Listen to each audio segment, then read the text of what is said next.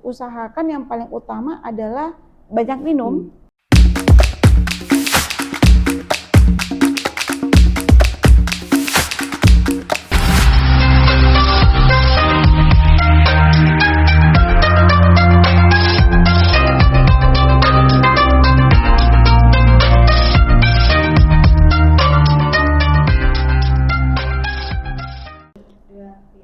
Assalamualaikum warahmatullahi wabarakatuh. Waalaikumsalam warahmatullahi wabarakatuh. Selamat siang sahabat Arnum. Senang sekali saya Rahma Mahmudin menyapa sahabat Arnum sekalian dalam program Let's Talk Saromase. Sahabat berbagi topik, menginspirasi untuk sehat. Sahabat Arnum sekalian, ginjal adalah salah satu organ vital yang ada dalam tubuh kita, di mana fungsi ginjal itu sendiri adalah sebagai penyaring alami untuk menyaring sisa-sisa metabolisme yang ada dalam tubuh. Begitupun fungsi ginjal lainnya, yaitu untuk mengatur keseimbangan elektrolit, kemudian mengatur keseimbangan asam basah tubuh, kemudian di samping itu ginjal memproduksi beberapa hormon terkait pengaturan untuk tekanan darah dan memproduksi sel darah merah. Yang jadi pertanyaan kita ke depannya itu bagaimana seandainya ginjal ini mengalami masalah atau gangguan. Untuk itu Tabedok, tema kita kali ini mengusung tema gangguan ginjal pada anak. Untuk itu, untuk menjawab rasa penasaran sahabat Arnum sekalian, hadir di tengah-tengah kita dokter spesialis anak Rumah Sakit Arifin Nukmang, Dr. Rusdiana spesialis anak. Selamat siang, Dok. Siang, Ama. Baik, Dok, seperti tadi yang saya sampaikan ke sahabat-sahabat sekalian, kalau kali ini tema podcast kita itu mengusung tema gangguan ginjal pada anak. Mungkin dokter bisa jelaskan lebih jauh seperti apa, Dok. Ya, terima kasih, Ama. Jadi sebelum saya menjelaskan apa aja sih penyakit ginjal yang ada pada anak, jadi kita perlu memahami dulu ya, ginjal itu merupakan salah satu organ ya yang tadi Ama sudah jelaskan bahwa ginjal itu merupakan organ yang salah satu organ vital yang ada di tubuh kita yang berfungsi untuk menyaring cairan, menyaring air, menyaring apalagi sisa zat-zat sisa yang tidak dibutuhkan tubuh untuk dibuang melalui urin. Nah, sama halnya dengan orang dewasa, anak juga tentunya memiliki ginjal ya. Dan penyakit ginjal itu ya bisa saja terjadi pada anak. Nah, anak itu berbeda dengan orang dewasa dari segi pertumbuhan dan perkembangannya. Anak itu bukan orang dewasa kecil ya, tapi penyakit yang bisa terjadi pada ginjal yang terjadi pada orang dewasa juga bisa terjadi pada anak. Nah, jadi apalagi namanya ginjal itu merupakan salah satu organ yang paling penting untuk anak dan tentunya bisa menyebabkan berbagai penyakit. Nah, penyakit yang bisa terjadi pada anak itu yang pertama yang paling sering kami dapatkan nih di rumah sakit. Di rumah sakit itu adalah infeksi saluran kencing. Itu kasus yang paling banyak, Dok, iya, ya? paling banyak ya. Paling banyak itu infeksi saluran kencing. Yang kedua adalah sindrom nefritik. Sindrom nefritik akut yang biasa ya orang tuanya bilang anaknya kencing darah gitu ya. Atau ginjalnya bocor ya itu. Nah, yang berikutnya lagi adalah sindrom nefrotik. Ya, cuma beda O sama I gitu ya. Nah, kalau nefritik itu tadi sifatnya akut. Kalau nefrotik itu sifatnya kronik, cenderung berulang ya. Nah, terus yang berikutnya lagi yang paling agak ditakut ini itu adalah gagal ginjal ya. Nah, gagal ginjal itu terutama itu gagal ginjal akut ya. Yang penyebabnya bisa saja bisa dari dalam ginjal sendiri dan banyak juga yang dari luar ginjal. Nah, misalnya dari dehidrasi, dari diare, kemudian infeksi berat itu bisa menyebabkan gagal ginjal akut. Dan yang kasusnya agak jarang yaitu kelainan ginjal bawaan. Misalnya kami punya kasus di sini, Ama, tahun lalu ada seorang anak yang menderita setelah diperiksa lebih dalam ternyata anak itu cuma memiliki satu ginjal. Ginjalnya yang berkembang itu cuma satu. Anaknya datang dengan keluhan nyeri perut berulang. Setelah diperiksa lebih lanjut ternyata ya itu ginjal yang berkembang itu cuma satu. Umur Ya, berapa seperti itu dok? Baru disadari bilang ternyata ginjalnya cuma satu yang berfungsi baik. Ya, itu dimulai ini anaknya sekarang itu sudah SMP ya SMP. Jadi kalau anak SMP itu kan belas-belasan tahun ya.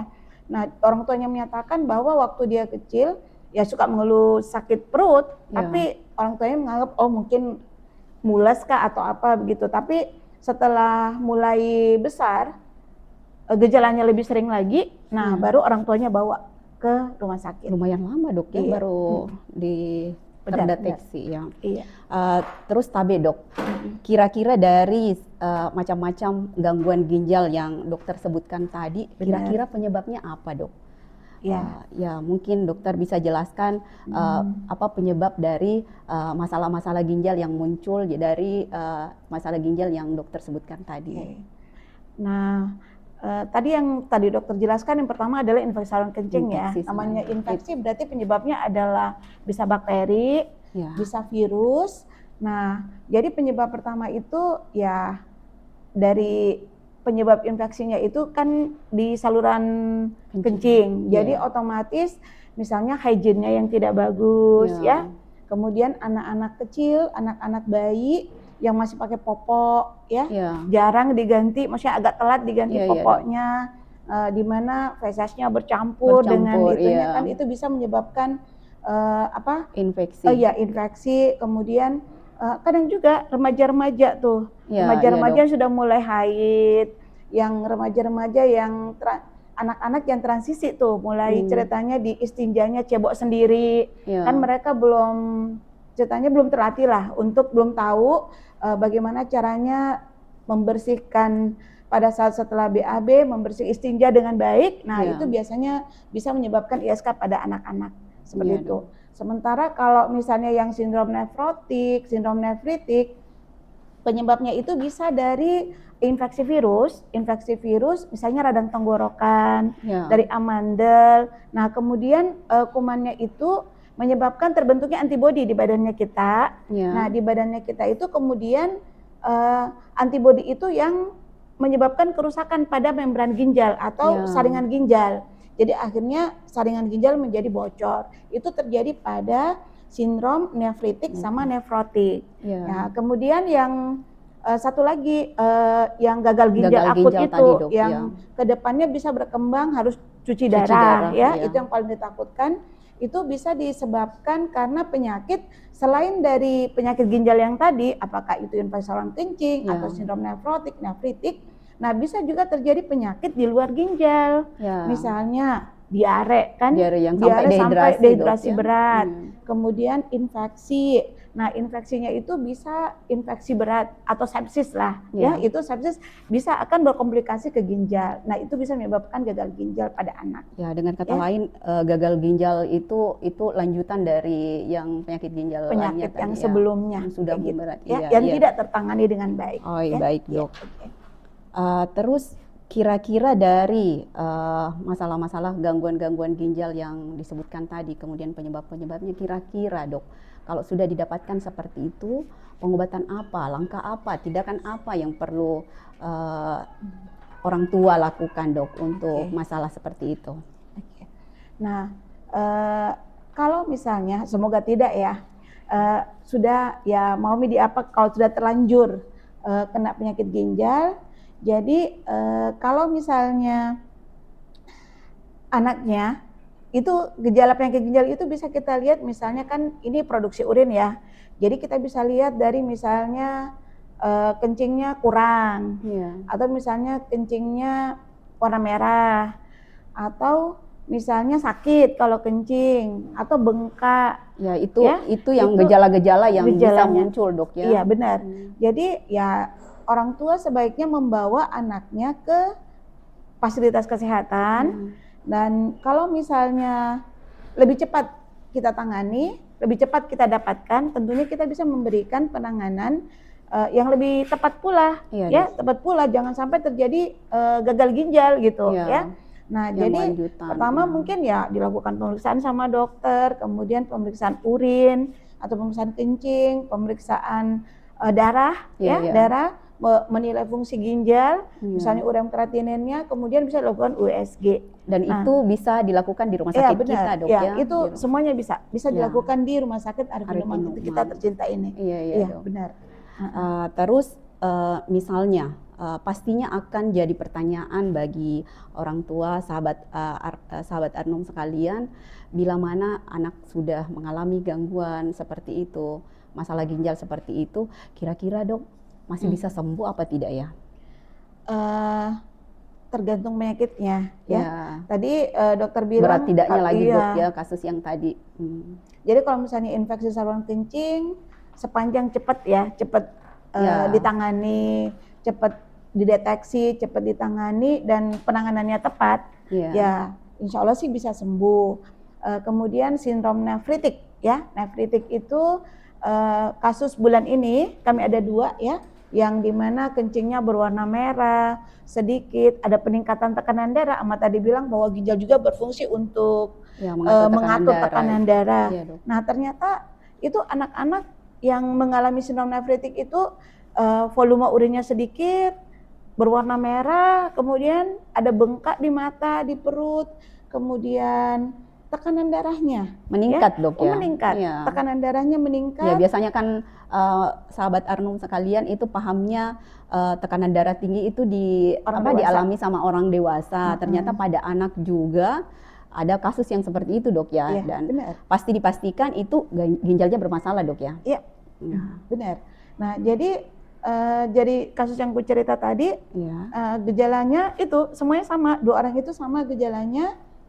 Dan setelah kami melakukan penanganan di rumah sakit selama 4 hari sampai seminggu, nah alhamdulillah anaknya sudah boleh pulang, kemudian kontrol di poli, yang gejala-gejala yang mengarah ke penyakit ginjalnya itu sudah mulai berkurang, tinggal tetap masih ada secara mikroskopik, secara laboratorium itu masih ada darah sedikit di ginjalnya, jadi itu biasanya pelangsungannya sampai 1 tahun dan itu ya setelah itu akan sembuh. Tapi kalau misalnya penyakit ginjal yang kronik, ya salah satunya misalnya sindrom nefrotik, nah itu lama, itu bisa berulang gitu. Jadi kalaupun misalnya sudah diobati, sudah dikasih obat, kemudian itu kalau misalnya kekebalan tubuhnya turun, anaknya mengkonsumsi makanan yang misalnya itu jajanan-jajanan, kemudian mungkin yang ada kumannya, nah itu bisa kambuh kembali. Nah itu namanya sindrom nefrotik relapse relapse, dan itu berulang, dan kalau sudah berulang seperti itu bisa mengarah ke gagal ginjal. Seperti itu. Baik Dok, ibaratnya intinya begini, semakin cepat terdeteksi penyakit ini, gangguan ginjalnya, semakin lebih sederhana pengobatannya, semakin lama juga terdeteksi, komplikasinya juga bisa dihindari. Kalau misalnya cepat dikenali, cepat ditangani, penanganannya tepat, ya insya Allah komplikasinya juga tidak muncul seperti itu. Iya Dok. Kemudian yang jadi pertanyaan ini Dok, yang jadi pertanyaan selanjutnya, maksudnya untuk menghindari, untuk mencegah supaya tidak terjadi gangguan ginjal seperti yang dijelaskan tadi, itu kira-kira langkah apa yang bisa dilakukan Dok? Tentunya ini sangat tergantung ya, namanya masih anak-anak sangat tergantung sama orang tua gitu. Iya betul-betul butuh pengawasan orang dewasa gitu untuk mengawasi anak-anak kita. Pertama ya tentunya sebelum terjadi penyakit ginjal itu ya kita harus terutama mengawasi makanannya, minumannya ya. Nah untuk tadi kita sampaikan bahwa ginjal itu berfungsi untuk menyaring cairan gitu. Jadi ginjal itu sangat butuh dengan cairan. Jadi usahakan yang paling utama adalah banyak minum, terutama air putih ya. Air putih itu kalau untuk anak-anak itu kan tergantung berat badannya. Jadi ya kira-kira 1,5 liter sampai 3 liter gitu ya, kurang lebih untuk anak-anak tergantung beratnya. Kemudian apalagi namanya orang tua harus memperhatikan makanan, bukan cuma Iya. minuman, makanannya juga. Jadi makanan-makanan yang misalnya yang mengandung banyak pengawet, banyak pewarna, bukan makanan, minuman juga ya yang Iya. banyak ya. Itu harusnya dihindari yang seperti itu, yang fast food, junk food gitu ya, itu sebaiknya dikurangi. Karena yang dibutuhkan anak-anak itu adalah cairan, terutama air putih ya, air putih, kemudian makanan yang seimbang dengan gizi seimbang ya, dengan karbohidrat, protein lemak, kemudian vitamin mineral ya itu.